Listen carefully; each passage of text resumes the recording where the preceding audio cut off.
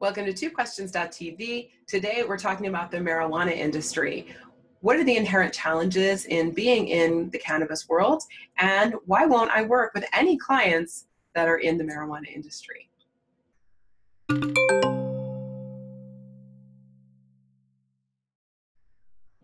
Welcome to twoquestions.tv. I'm your host, Susan Baroncini-Moe. Okay, today we're talking about pot. All right, so first I'm going to tell you that I'm still recovering from my cold, so there will be some edits today to edit out all my coughing. The second thing I want to say before I get to the questions is I am not personally morally opposed to the use of marijuana. I have actually never touched marijuana myself. I've never smoked it, never looked at it, never touched it. I know really nothing about it personally. But I have been approached over the last few years to work with some companies in the industry. And so because of that, I've done a lot of research into the challenges in the industry as well as the risks of working with companies in the cannabis industry. So that's what we're talking about today. As far as my feelings about marijuana go, I have no problem with people using it. And in fact, I think it's been shown quite a bit to be very effective in certain illnesses and conditions. And I know people who really have benefited from it in other states. I know people who could benefit from it and aren't able to access it, people with MS, ALS, all kinds of maladies and challenges. I always think it's a little bit of a shame that we make it such a big deal because it can be so impactful according to the research. But again, I don't know what it does personally. I've never used it. So the challenges in having a business in the marijuana industry really start with the strange limbo-like precarious legal nature of it. So what I mean by that is in the United States, marijuana is federally illegal. That means everywhere. However, some states have made it legal in their states. So some states it's legal medicinally, and some states it's legal recreationally, which means anything goes. But in Indiana, for example, it's totally illegal. So what that means is that the marijuana industry is in this strange limbo-like place that makes it quite difficult for businesses to know what really is in the future for them. The people that I know in California who are in the business have said, what's the big deal? It's going to be legalized very soon. I don't know what the big deal is. Relax. So many jokes, so little time. But anyway, I live in Indiana, and I think my fellow Hoosiers will back me up in saying it's probably not going to get legalized here anytime soon. Sorry. So the real challenge is when your business and your entire industry is legal in your state, but illegal federally, the reality is you never really know what's going to happen.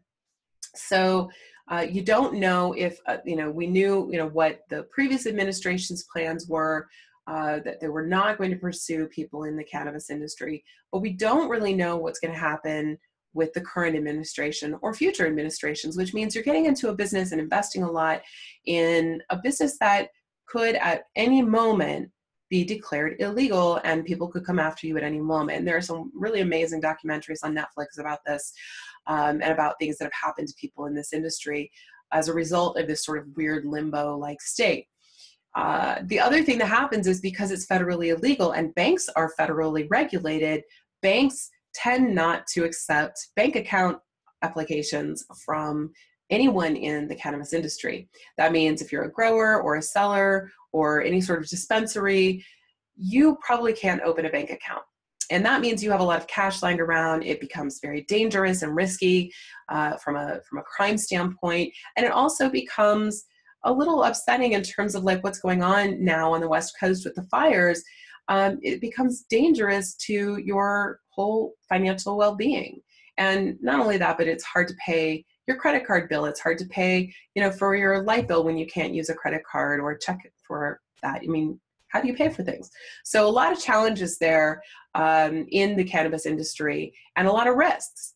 Now, the reason that I won't personally work with anyone who is in the cannabis industry is, again, not because I'm morally opposed, but because I'm personally opposed to going to jail. So Indiana is a state where not only is cannabis illegal, but the promotion of and the engaging in the sort of advocacy of an industry is quite illegal. So when I was first approached with some really, some clients in the industry that had the potential to be a significant source of revenue for me, because look, there's money in this industry. So when I went out and talked to attorneys about what my risk really was in pursuing and working with clients like this, what they told me was that, this put me in a precarious position federally and within my own state, even though my clients would have been in California and the work I would have done would have been in, outside of Indiana. As an Indiana resident, I was putting myself in some real jeopardy.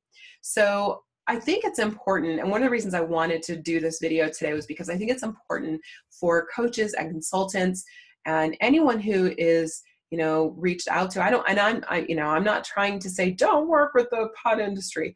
I don't have any, I don't have a dog in this fight. I don't care.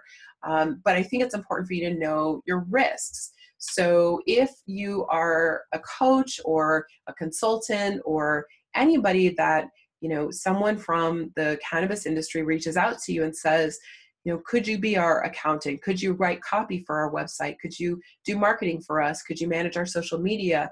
Could you coach our leadership? There's a variety of ways in which you could be involved in these industries, and with remote work being what it is, you could do it from far away. So what I'm saying is know the laws of your state, know the risk it puts you at in terms of your federal liability, and be prepared to educate yourself, because this is not something to take lightly.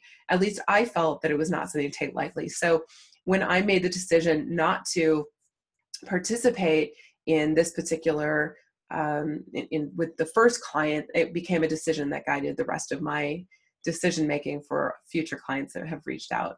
And, from time to time, I also get offers for guests to appear on this show who are part of the cannabis industry and who want to promote it and talk about it. And I've also chosen not to have those guests on this show. Again, right now I'm in Indiana. And so even though my guest might be far away, I'm recording this in Indiana. And so I need to be very careful and thoughtful about how I represent my brand and how I represent myself from a legal perspective, as well as just from a branding perspective.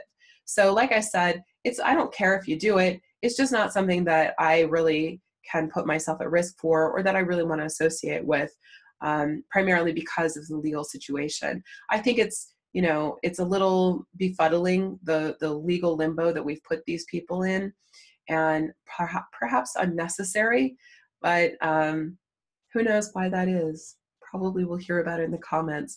But I think that it's worth considering and being aware of. So if you are a freelancer or a coach or a consultant and you've been asked to work with one of these businesses, know your laws of your state, know that you're putting yourself at risk federally, and those regulations are nothing to sneeze at. So that's all I know. Thanks for watching. I'll see you next time.